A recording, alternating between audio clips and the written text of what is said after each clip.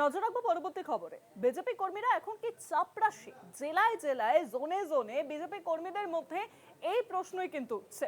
রাজ্যে ভোট করতে অন্য রাজ্য থেকে বিজেপি কর্মীরা আসছে, তাদের দায়িত্ব বিজেপির স্থানীয় কর্মীদের উপর। বিজেপি আরএসএস থেকে প্রায় দেখা যাচ্ছে যে 2000 কর্মী আসছেন। সবাই রিপোর্ট করছেন সুনীল বানসালকে। দলের কর্মীদের মতে ভোটের সময় চাপরাশি হতে রাজি।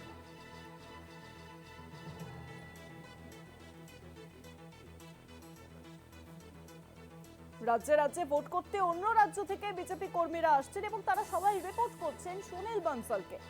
কি পরিস্থিতি তৈরি হচ্ছে আরো জানবো এখন। নিউজরুম থেকে রয়েছেন আমাদের বিশেষ প্রতিনিধি অঞ্জন রায়। অঞ্জন দা, দেখো 26-এর ইলেকশন করতে প্রায় 2000-এর ওপর কর্মীরা বিভিন্ন দেশ থেকে এই রাজ্যে আসছেন। প্রায় বিভিন্ন রাজ্যের জেনারেল সেক্রেটারিরা ইতিমধ্যে এসে পৌঁছেছেন প্রায় 50 জনের ওপর। ফলে বুঝতেই পারছো যে বিজেপি ঠিক কোন পর্যায়ে নিয়ে যেতে চাইছে এই ভোটটাকে।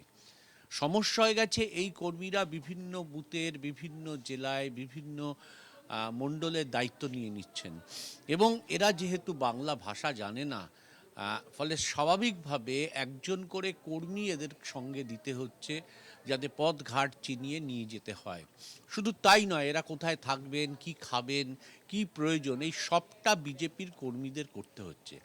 যারা এই কাজটা করছেন তারা বিক্ষোভ করছেন, বলছে আমরা সারা বছর দলের কর্মী হয়ে মার খেয়ে শাসক দলের এই এলাকায় সংগঠন তৈরি করলাম, আর ইলেকশনের আগে কেন্দ্রীয় নির্দেশে অন্য রাজ্যের নেতাদের চাপরাশি হয়ে আমাদের থাকতে হবে। আমরা কোনো ইলেকশন কাজ করতে পারবো না, কোথাও যেতে পারবো না। কিন্তু এ ব্যাপারে তারা রাজ্য নেতৃত্বকে তাদের বক্তব্য জানিয়েছেন, কিন্তু রাজ্য নেতৃত্বের কিছু করার নেই, কারণ এটা দিল্লির সিদ্ধান্ত। সব জায়গায় দিল্লিতে ভোট হলে দিল্লি থেকে এরকম বাহিনী যায় বিজেপির হয়ে কাজ করতে। এরা ইলেকশনের ঠিক আগে পর্যন্ত কাজ করে চলে যায়। এ রাজ্যেও এবার তাই হয়েছে।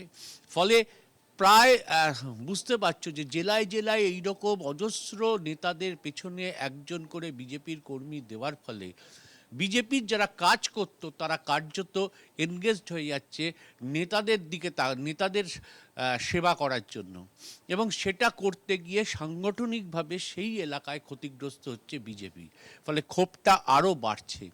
এখন ইলেকশন অবধি এই ক্ষোভ কতটা রাজ্য নেতৃত্ব নিয়ে যেতে পারবেন, কতটা ধামাচাপা দিয়ে রাখতে পারবেন, সেটা কিন্তু একটা প্রশ্নের মুখে দাঁড়াচ্ছে। কারণ যেভাবে রাজ্য নেতৃত্বের কাছে অভিযোগ আসছে যে এটা তাদের কাজ নয়, কর্মীরা বলছেন যে আমি মাঠে নেমে কাজ করতে চাই, আমি কোনো নেতার পেছন পেছন ঘুরে সে কী খাবে, কি চা আনতে হবে, কোথায় থাকবে, এর ব্যবস্থার দায়িত্ব আমার নয়।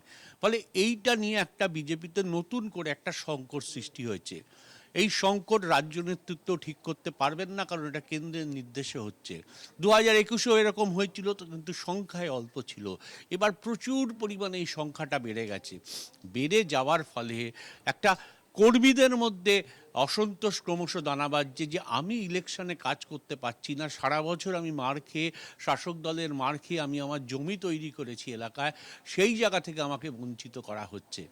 জানি না এর ফলাফল বা এর ফয়সালা রাজ্য নেতৃত্ব কিভাবে করবেন, কিন্তু এ ব্যাপারে এই সদ্য সর্বভারতীয় সভাপতি জেপি নাড্ডা ঘুরে গেছেন, কলকাতার সফর করে গেছেন, তাকে বিষয়টা জানানো হলেও তিনি যারা অন্য রাজ্য থেকে এসছেন তাদেরকে সতর্ক করেছেন, কিন্তু সতর্ক করেও কর্মীদের তো আর বাদ দিতে পারছেন না, কারণ কর্মীদের এই নেতাদের পেছনে থাকতে হচ্ছে। ফলে পেছনে লেজুর ভিত্তি করতে গিয়ে সেই এলাকার ভোটে ক্ষতিগ্রস্ত হচ্ছে বিজেপি।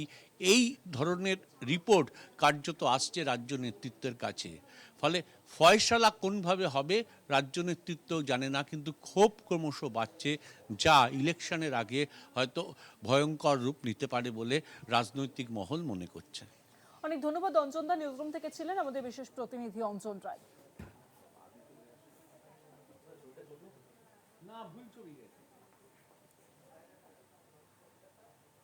বিজেপি আরএসএস থেকে প্রায় 2000 কর্মী আসছেন।